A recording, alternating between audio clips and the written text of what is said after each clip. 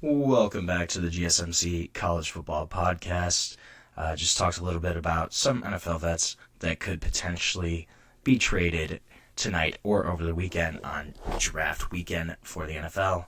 Now I want to talk about some guys that are still in college that I think could be first rounders next year. My first guy on the list, first name I thought of, I will be shocked if this kid is not a first round pick next year, is got to be Caleb Downs. Has been the most valuable safety in college football over the past 2 seasons, according to Pro Football Focus's wins above average metric. That's kind of a catch-all metric.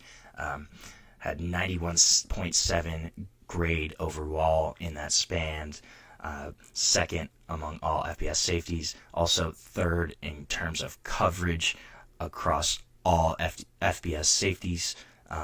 Fantastic run defender as well. Had 35 run defense stops, 88.5 run defense grade as well. This is a kid that can do everything. He can play down in the box. He can play out in center field. He can play kind of roving. He can play slot corner. He can return punts. Just a dynamic athlete overall, able to do so many different things. Anchor of this Ohio State defense. Huge pickup for them after he had a great true freshman season at Alabama. Really was one of the catalysts for that national title run for Ohio State last season. This is a kid that I will be shocked, absolutely shocked, if Caleb Downs is not a first-round pick next year. I think he's a top 5, top 10 talent. I think this is a guy that's going to be a Pro Bowler, perennially all-pro type of guy. Just a freak athlete. And I think just the ability to do so many different things at such a high level makes him such a unique player, unique prospect.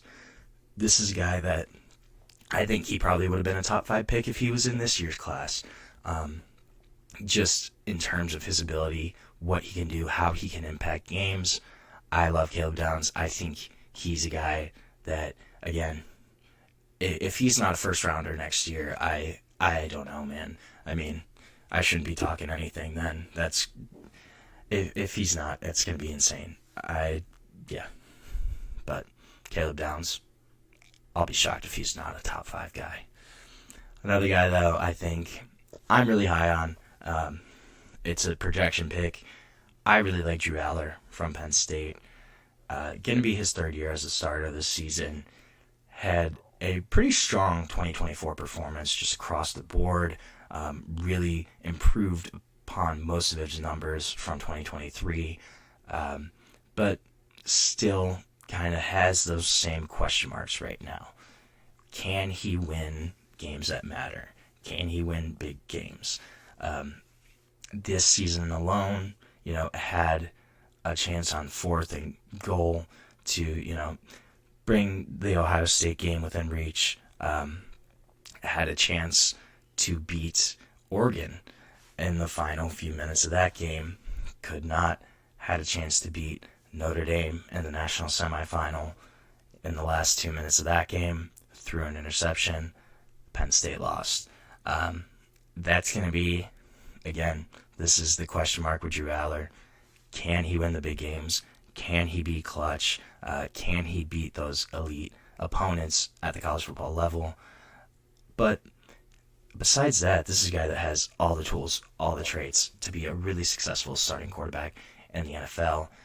This is a really high-end projection, but I just think in terms of body type, in terms of style of play, probably not on the same level, but very similar to Josh Allen. 6'5", 235, really basically the same kind of frame. Not as much of a strong runner as Josh Allen is, but this is a guy that still can use his legs, a powerful runner at the quarterback position, and also just a cannon of an arm. He's got the traits that NFL scouts will drool over, which is also what I think will help his projection, just the size, the arm strength, the leadership skills, intangibles, I think are all bonuses and really could be beneficial to Drew Allar's case as a 2026 first rounder, where there's going to be 2 or 3 quarterbacks. There normally is. And I think Drew Allar has a really solid chance to be one of those few starting quarterbacks in the first round next year. I honestly think he could have been this year just because of the strength of the quarterback class, but that's a different conversation. Another guy, though, I think Kadyn Proctor. I think he's probably going to be the first lineman off the board. This guy, it's going to be his 3rd year as starting left tackle. Went to Alabama, and then he had that weird, after Saban retired, he was in the portal for a couple months, went back to Iowa, and then transferred back to Alabama. So this will be his 3rd year starting at Alabama. Has been the starter there the entire year. The entire time, had some growing pains as a true freshman, obviously, but really kind of stepped into the role last year. Still developing, though, but some of his best performances were against elite defensive lines. In 3 games against South Carolina and Georgia, he had a 90.4 pass blocking grade and also only allowed 1 pressure on 96 pass blocking snaps.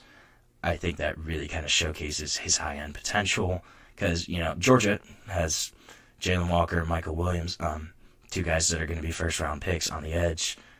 South Carolina, Kyle Kennard this past season, really great player for them. Also, Dylan Stewart, absolute freak. Again, those guys are NFL talents. So the fact that Kadyn Proctor kind of had his best games against players of that caliber, I think shows his high-end projection, what he can be. He can be an elite offensive tackle, and people really like that. NFL scouts love that. Also, 6'7", 369. 369 pounds. It's just pretty crazy. But he's also really, really athletic, especially for how big he is. Moves really well, light on his feet. It's kind of surprising, honestly, how athletic he is, at how big he is. Pretty freakish. But Kadyn Proctor, I think, could be another guy that's going to be a first-rounder just because of that production at the SEC level, the frame, the high-end potential, I think all kind of help his case as a first-rounder, as a first-round prospect. Another guy, one of my favorite guys in college football, Anthony Hill Jr., Texas linebacker, absolute stud. I love this guy. 113 total tackles, 59 solo tackles that season, 8 sacks, 1 interception, 4 forced fumbles, and a fumble recovery, too. Not bad for a day's work there. Wow. Just those stats are... the well-roundedness of those stats are crazy to me. This is a guy that is always around the ball. Legitimate superstar on defense. Unquestioned leader for Texas. And he's just constantly around the football. In run defense, in pass rushing, in coverage. It doesn't matter. The guy's always there, and he's good at everything. Since 2023, he's had 32 coverage stops, which tied for the most among FBS linebackers in that time span. Has 10 sacks and 5 forced fumbles in that time span. And since 2023, both of those numbers are also tied for the most among Power 4 linebackers. So, I was not Group of 5, but still, all Power 4 conferences. He's ahead in sacks. He's ahead in forced fumbles. He's also not bad at coverage. And he can play run defense. I think that's just crazy. And then another stat I loved was he's had 127 plays where he's made first contact on the ball carrier. 127 times he's been the first guy to the ball. That's the most of any returning Power 4 linebacker. This guy's awesome. I really love watching him. I'm excited to see what he can do at Texas again this season. And I think he's pretty much going to be a lock for the first round next year, especially if he comes anywhere even close to these numbers. I don't even think he has to touch the numbers from last season. He's still going to be a first-round pick. That's how good Anthony Hill Jr. is a guy that's really awesome for Texas. I can't wait to see him this season. But then my last guy, I think, wide receiver is a really interesting position for the 2026 class. There is really nobody that's kind of in the leader position right now. Evan Stewart might be one guy. He's going to be at Oregon this season. Obviously, played at Texas A&M before. Could potentially be the number one wideout in this class. Former 5-star, got a lot of traits. But I'm looking at another guy. I really like Jordyn Tyson out of Arizona State. Really big breakout season last year. Had 1,100 receiving yards, redshirt sophomore. Only returning wide receiver who had more receiving yards was Jeremiah Smith. And we all know the capabilities of Jeremiah Smith. But then I think I like this too. In Arizona State's last 6 games of the season, Tyson led the nation with 729 receiving yards during that time span, and he had 4 yards per route run, second among all Power 4 receivers during that time. I think if he can carry that momentum from the last 6 games of the season into this upcoming season and keep producing, he could definitely be a first-round pick. And he's going to be the focal point of the Arizona State offense. Cam Scatterbo's gone. They're returning Sam Leavitt. This is going to be a more passing team. And I think Jordyn Tyson, if he has another really productive year, he could potentially be a first-round wide receiver, could potentially jump to the top of that wide receiver board for next season. But that's going to be definitely an interesting position to watch for this upcoming year. What wide receivers kind of rise to the top, which ones fall, we will see. That's going to be all for our show today. Thank you so much for tuning in to the GSMC College Football Podcast.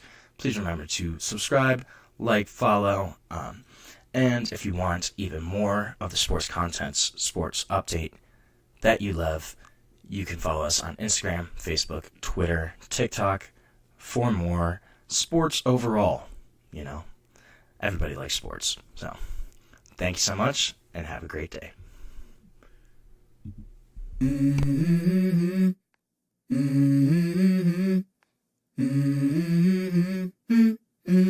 Let's go. I wake up to a little bit of drool on my pillow, feel like it's gonna be a bad day. Yeah, I'm tired of shit, and the coffee ain't hit yet, damn, ain't that great. I don't wanna go to